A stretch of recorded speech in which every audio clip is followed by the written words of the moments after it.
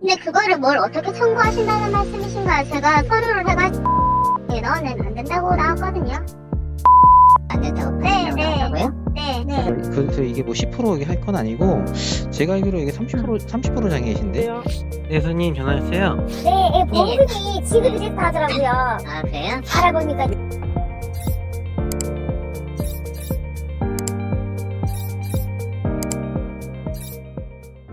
네, 안녕하세요. 손사톡 김영균 손사입니다. 오늘은 질병 후유 장애에 대해서 최근에 처리했던 실제 사례를 가지고 이야기를 해볼까 하는데요.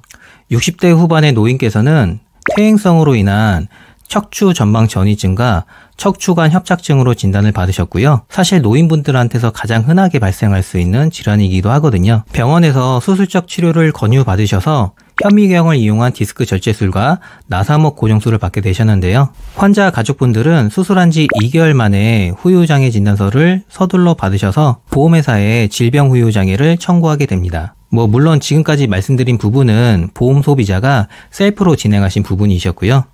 보험금 청구 결과는 어떻게 되었을까요?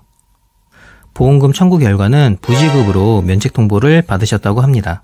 제가 업무를 맡고 나서 부지급 사유를 물어보니 첫 번째는 질병 후유 장애 진단을 수술일로부터 6개월이 경과한 시점에 받았어야 되는데 너무 조기에 2개월 만에 받은 부분을 문제 삼았다고 하더라고요. 두 번째는 6개월 뒤에 후유 장애를 평가해서 그 평가치에 따라서 지급률을 5에서 10% 정도만이 인정될 수 있다라고 안내를 받으셨다고 합니다. 그러면서 의뢰 가족분 중에 한 분은 아니 자기네가 청구해서 지급 거절이 되었는데 손사부는 이걸 어떻게 청구 가능성이 있다고 하는 것인지 저의 전문성을 약간 의심쩍게 생각하는 분위기이셨어요. 후유장애 진단서는 원론적으로는 6개월 뒤에 받는 것이지만 치료 내용에 따라서는 그 이전에라도 청구가 가능합니다. 의뢰인분도 6개월을 기다릴 필요가 없는 나사목 고정술을 받으신 상태이셨거든요. 이건 보험 약관에 명기되어 있는 후유장애 분류표입니다.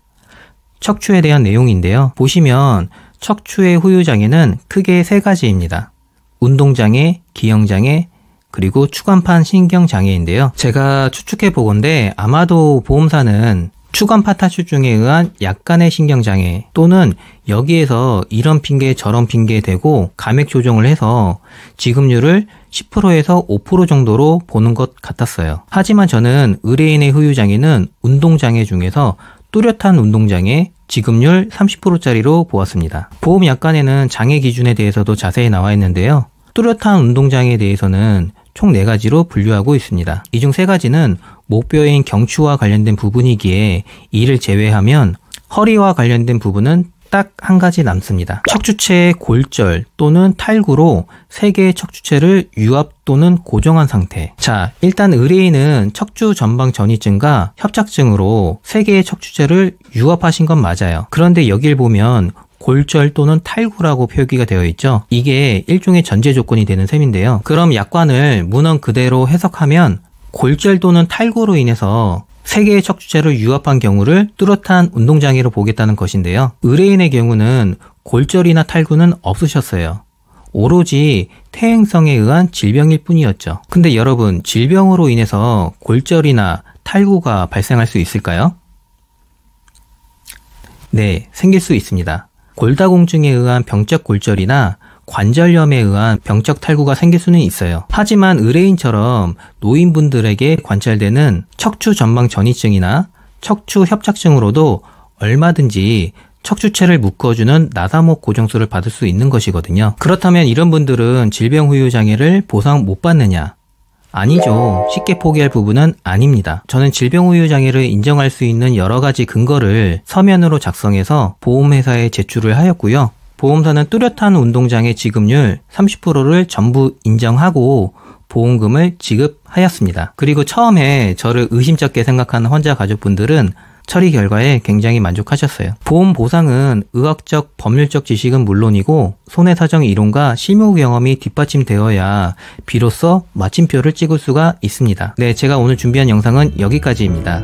질병 후유 장애 또는 상해 후유 장애에 대한 문의사항이 있는 분들은 아래 고정 댓글에 나와 있는 연락처로 문의해 주시면 손사톡이 직접 친절하게 상담 도와드리도록 하겠습니다. 그럼 손사톡은 다음 영상에서 유익한 정보로 인사드리도록 하겠습니다. 감사합니다.